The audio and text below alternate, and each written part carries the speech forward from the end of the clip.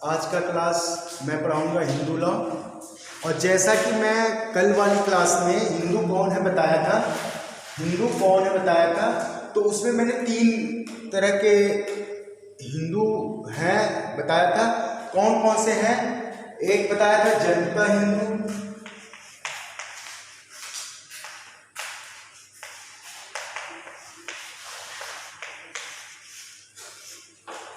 जन्मतः हिंदू बताया था। जन्मतः हिंदू में मैंने बताया था कि वो हिंदू आते हैं जिनके माता पिता जन्म से हिंदू हैं, चाहे वो जो बच्चा है वो हिंदू धर्म को माने ना माने, लेकिन उस पर हिंदू धर्म ही अप्लाई होगा। वो चाहे आस्तिक हो या नास्तिक हो, मंदिर जाता हो नहीं जाता है, पूजा करता है नहीं करता है, उससे मतलब नहीं है। मतलब यहाँ है कि उसके माता पिता हिंदू हैं और वो हिंदू ही माना जाएगा। ठीक। दूसरा है घोषणा द्वारा हिंदू।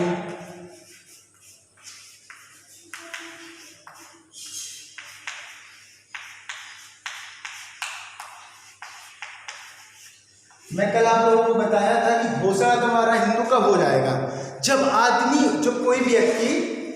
कोई व्यक्ति अपने से घोषणा कर देता है कि मैं आज से हिंदू हूँ, हिंदू धर्म स्वीकार करता हूँ और हिंदुओं की तरह रहना, उठना बैठना, पूजा मंदिर जाना शुरू कर देता है, तो वो हिंदू माना जाएगा। घोषणा द्वारा हिंदू मतलब घोषणा करके अपने को हिंदू बनने के लिए घोषणा कर दिया उसने। और मैंने केस भी बताया था, मोहनदास बनाम देवासन बोर्ड का केस था। मैंने बताया था कि कैसे उसमें क्या तो ईसाई रखेल थी और नहीं, तो वो कैसे है। ठीक है, घोषणा द्वारा हिंदू बताया था। अब क्या है, तीसरा पढ़ाना है मुझे आज।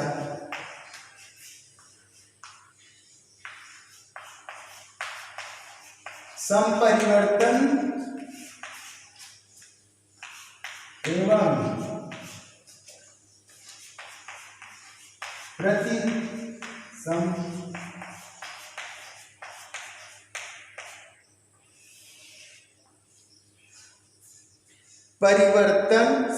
संपरिवर्तन एवं प्रतिसंपरिवर्तन द्वारा हिंदू। संपरिवर्तन द्वारा हिंदू।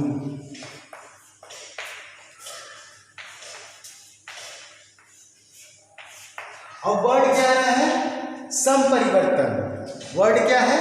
संपरिवर्तन। संपरिवर्तन मतलब क्या? संपरिवर्तन का शाब्दिक अर्थ होगा वह व्यक्ति जो अपना धर्म छोड़ के परिवर्तित हो गया। किसमें? हिंदू धर्म में, या किसी और धर्म को स्वीकार कर लिया, तो वो संपरिवर्तन है। प्रतिसंपरिवर्तन मतलब क्या हुआ कि पहले तो वो हिंदू था, फिर वो ईसाई बना, फिर वो हिंदू बन गया। तो क्या ये ऐसा करने पर भी वो हिंदू माना जाएगा? तो इसका आंसर है हाँ, माना जाएगा। संपरिवर्तन द्वारा एवं प्रतिसंपरिवर्तन द्वारा हिंदू मतलब संपरिवर्तन, यदि किसी ने कन्वर्ट हो गए, किसी धर्म से किसी हिंदू धर्म में कन्वर्ट हो गए, वो भी हिंदू माने जाएंगे। और दूसरा है प्रतिसंपरिवर्तन। प्रतिसंपरिवर्तन मतलब एक बार आपने एक धर्म स्वीकारा, फिर आप उसी धर्म में वापस आ गए। जैसे पहले हिंदू थे, आपने ईसाई कर लिया, मुस्लिम धर्म स्वीकार कर लिया, पारसी कर लिया, यहूदी कर लिया, उसके बाद आप फिर हिंदू बनना चाहते हैं, तो क्या आप हिंदू बन सकते हैं? ये चीजें बताती हैं। मतलब प्रतिसंपरिवर्तन मतलब बदल के बदलना। ठीक है, तो इस पे संपरिवर्तन द्वारा हिंदू बन सकता है कोई, प्रतिसंपरिवर्तन द्वारा भी हिंदू बनेगा कोई, तो वो हिंदू माना जाएगा और हिंदू व्यक्ति की तरह वो हिंदू ही माना जाएगा। जैसे केस है पेरुमल बनाम कुन्नुस्वामी।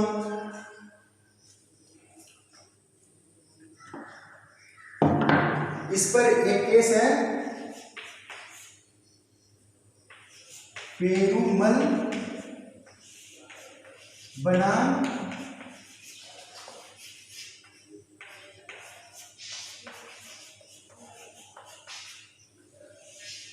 कुन्नुस्वामी। पेरुमल बनाम कुन्नुस्वामी 1975।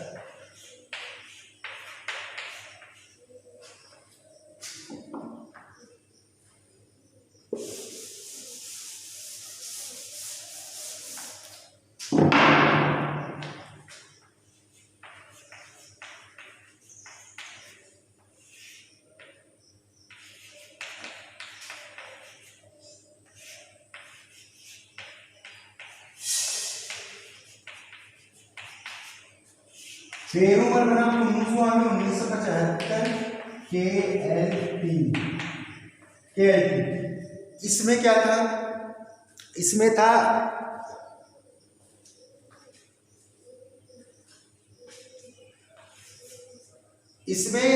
कि एक ईसाई व्यक्ति, पेरूमल वाले केस में एक ईसाई व्यक्ति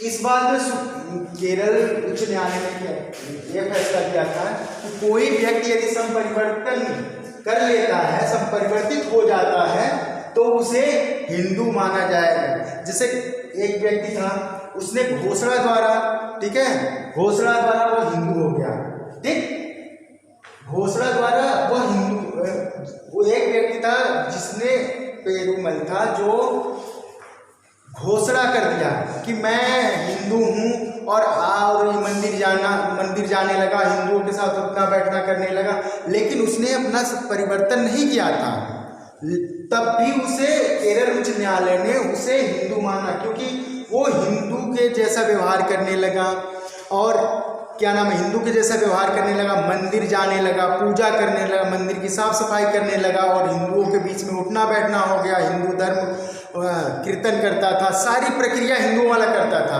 वो। इसलिए क्या नाम है कि उसे केरल उच्च न्यायालय ने क्या कहा कि वो हिंदू माना जाएगा। जब ये बात केरल उच्च न्यायालय में आया तो उसने क्या कहा, ये हिंदू है और हिंदुओं की तरह बर्ताव कर रहा, भले ही इसने अपना धर्म परिवर्तन नहीं किया है, लेकिन आचरण के द्वारा इसने अपना हिंदू धर्म स्वीकार कर लिया है, और वो हिंदुओं की तरह पूरा कार्य कर रहा है, हिंदू की तरह सब सारे व्यवहार कर रहा है, इसलिए उसे केरल उच्च न्यायालय ने क्या कहा, हिंदू माना। और KLT मतलब होता है Kerala law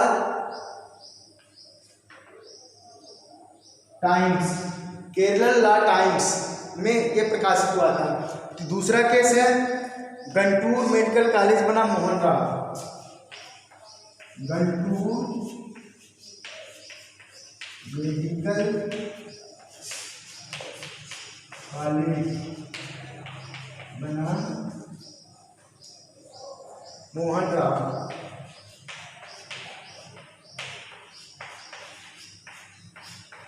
1971।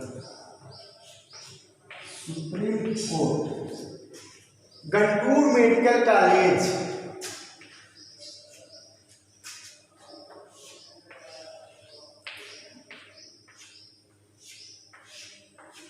Guntur medical college बना मोहन राव 1971। इसमें सुप्रीम कोर्ट ने यह हिंदुओं में प्रति संपरिवर्तन के लिए केस आया था। किसमें? सुप्रीम कोर्ट में। एक हरिजन था, इस बात में एक हरिजन था, वो ईसाई धर्म स्वीकार कर लिया, ठीक। पहले वो हिंदू था, हरिजन था, ठीक। उसने क्या किया, ईसाई धर्म स्वीकार कर लिया। अब ईसाई धर्म स्वीकार करने के बाद कुछ दिनों बाद उसे ईसाई धर्म भी अच्छा नहीं लगा, तो वो फिर हिंदू बनना चाहता था। तो उसने हिंदू धर्म स्वीकार किया और फिर हिंदुओं की तरह वो रहने लगा, फिर हिंदुओं में करने लगा। तो सुप्रीम कोर्ट के सामने ये जब बात आया था तो सुप्रीम कोर्ट ने कहा था कि ये प्रति संपरिवर्तन का मामला है, मतलब पहले हिंदू फिर ईसाई फिर हिंदू बन गया, तो वो व्यक्ति हिंदू माना जाएगा, क्योंकि फिर उसने हिंदू धर्म स्वीकार कर लिया। अब ये नहीं है कि एक बार ईसाई बन गया तो फिर ईसाई ही रहेगा। अरे यदि वो कन्वर्ट करना चाहता है तो कन्वर्ट होके हिंदू हो सकता है। जैसे इसी बात में कहा गया था, प्रति संपरिवर्तित व्यक्ति भी हिंदू ही माना जाएगा, और यदि वो हिंदू धर्म स्वीकार करता है, हिंदुओं की तरह रहता है, हिंदू की तरह सारे काम काज करता है, तो फिर से वो हिंदू ही माना जाएगा।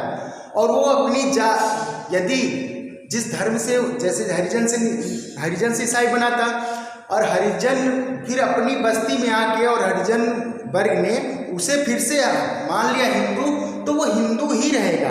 आप ये नहीं कह सकते कि वो क्या नाम है हिंदू नहीं रहेगा। ठीक, मतलब अब क्या है कि तीन चीजें हैं। हिंदू कौन है, इसमें तीन चीजें हैं। क्या क्या है? पहला है जनता हिंदू, मैंने बताया आपको। दूसरा क्या? घोषणा द्वारा हिंदू, मैंने बताया। तीसरा क्या? संपरिवर्तन और प्रति संपरिवर्तन द्वारा हिंदू। कौन होगा? तो केस के माध्यम से आप समझेंगे ये। ठीक है, संपरिवर्तन और प्रति संपरिवर्तन कब होगा, कैसे होगा और कितने वो माना जाएगा हिंदू की नहीं माना जाएगा, मैंने आपको ये चीजें क्लियर करा दी। अब हम नया टॉपिक है आपका, नया टॉपिक है। देखिए आपके सिलेबस में हिंदू कौन है, हिंदू कौन है कि तीन शर्तें होती हैं। पहला जन्म से हिंदू होगा, दूसरा घोषणा द्वारा हिंदू होगा, संपरिवर्तन एवं प्रति संपरिवर्तन द्वारा हिंदू होगा। ये तीन कंडीशन है हिंदू बनने के लिए। और मैंने सेक्शन 2 भी बताया था, लेकिन सेक्शन 2 में आप लोगों को बताया गया था कौन कौन हिंदू हैं। ठीक, वो तो आप लिखेंगे ही, वो तो आप जानते ही रहिए, लेकिन कौन कौन हिंदू कौन है और कैसे बन सकता है और हिंदू कैसे होता है, ये चीजें ये बताई हुई हैं। और ये चीजें आपको लिखना है एग्जाम में मस्ट। ठीक है, अब अगला चैप्टर है हिंदू विधि के स्रोत। हिंदू विधि के स्रोत कौन कौन से हैं, ये अगला है। ठीक है, तो हिंदू विधि के स्रोत में मैं आपको डिस्कशन करने वाला हूं। हिंदू विधि के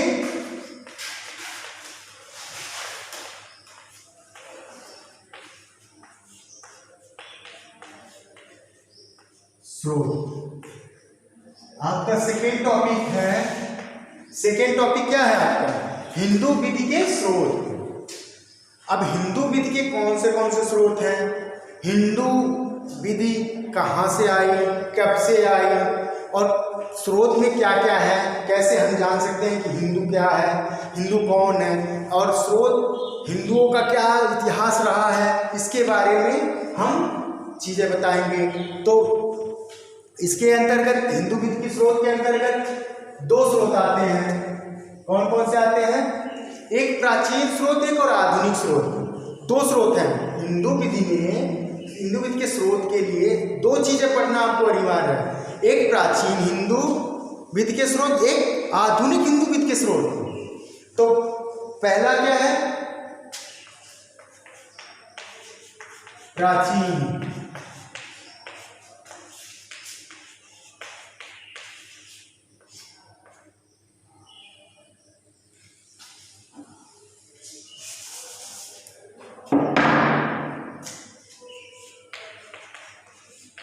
प्राचीन स्रोत पहला क्या है? प्राचीन। और दूसरा मैं बता रहा हूं आपको आधुनिक स्रोत है। तो प्राचीन स्रोत में आधुनिक स्रोत, प्राचीन एवं आधुनिक स्रोत। प्राचीन स्रोत में 4 स्रोत हैं और आधुनिक स्रोत में 3 स्रोत हैं। प्राचीन स्रोत में 4 चीजें हैं, वो क्या क्या है?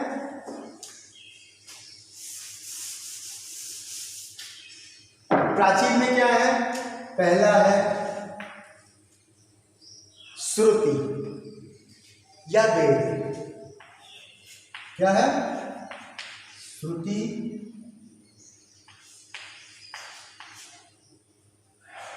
श्रुति या वेद।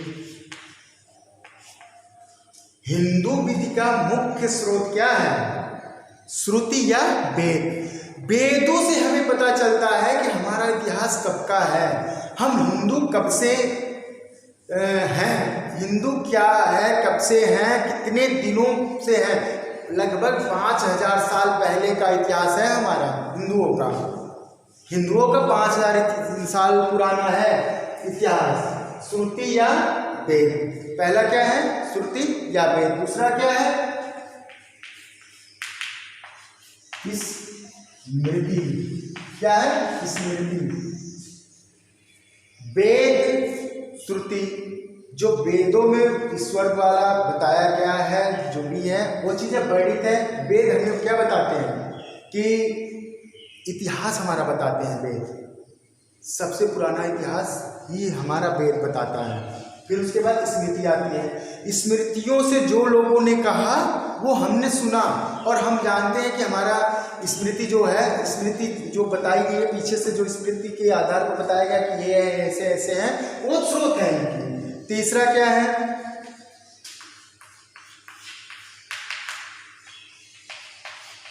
टीका भाष्य या निबंध।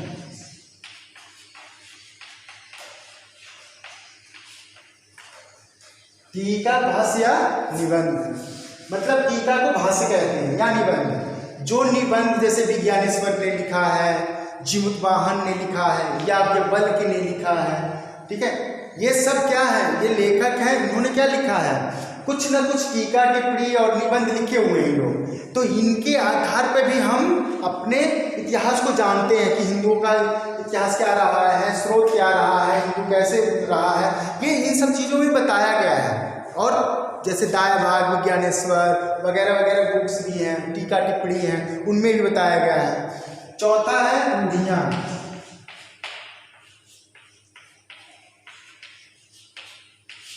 क्या है? रूढ़ियाँ। रूढ़ी जैसे कि कोई चीजें बहुत दिनों से चली आ रही हैं, बहुत दिनों से चली आ रही हैं, उसे क्या है?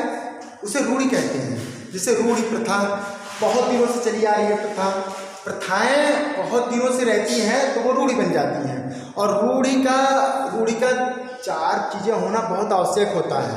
एकदम प्राचीन हो, निरंतर चली आ रही हो, ये सब चीज़ें उनमें होनी चाहिए रूढ़ियों में। और अब है ये 4 हो गए का क्या? हिंदू विधि के स्रोत में ये 4 स्रोत हैं। कौन से 4 स्रोत हैं? प्राचीन स्रोत हैं ये देखिए कौन से स्रोत है? प्राचीन स्रोत है। प्राचीन स्रोत में क्या क्या आते हैं? 4, श्रुति या वेद, स्मृति, टीका निबंध, एक रूढ़ियाँ। ये 4 चीजें आपके प्राचीन स्रोत में आती है। और इन 4 चीजों को मैं धीरे धीरे एक एक करके पढ़ाऊंगा आपको, और ये चारों चीजें आपको जानना बहुत जरूरी है। अब आधुनिक स्रोत में क्या है? मैं जैसे कि पहले बता चुका हूं, दो तरह के स्रोत हैं हिंदू विधि के। पहला प्राचीन, दूसरा आधुनिक।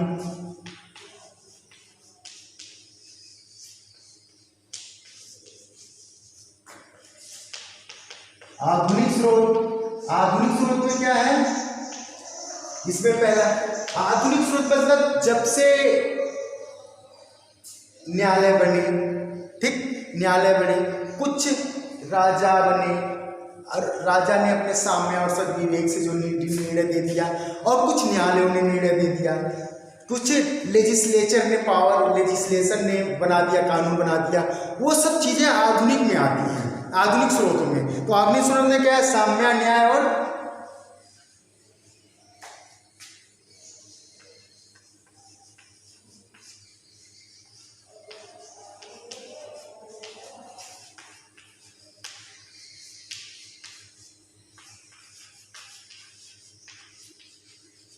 पहला क्या है? साम्य, न्याय एवं सद्विवेक। मैं पहले बता, साम्य, न्याय एवं सद्विवेक। साम्य जो थी पहले, वो राजा महाराजा दिया करते थे साम्य के आधार पर, कि 2 चौराहे जो उनके एविडेंसेस से पता लगा, तो उन्होंने क्या कहा कि अच्छा ये डिसीजन होगा। उन्होंने जो डिसीजन दिया वो साम्य के आधार पर, बराबर क्या होगा, कैसे करना है, न्याय सद्विवेक, अपना विवेक यूज किया। और न्यायालय भी आज करते हैं, जजेस भी इसका जब कहीं कुछ नहीं होता है, कोडिफाइड लॉ नहीं होता है, तो इसी का उपयोग करते हैं। आज भी न्यायालय भी आज भी करते हैं। दूसरा हुआ पूर्व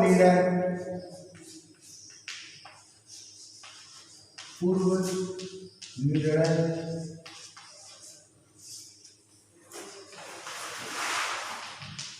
तीसरा विधायक।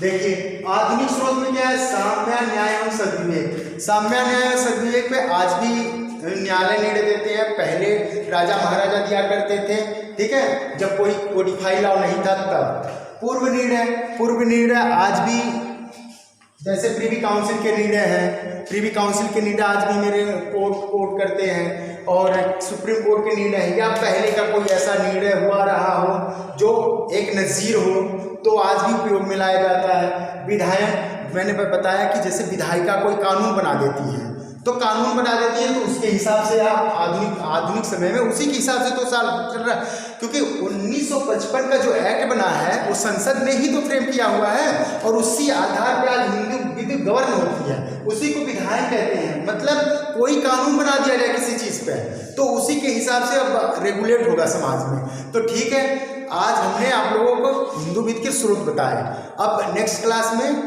आगे पढ़ाया जाएगा।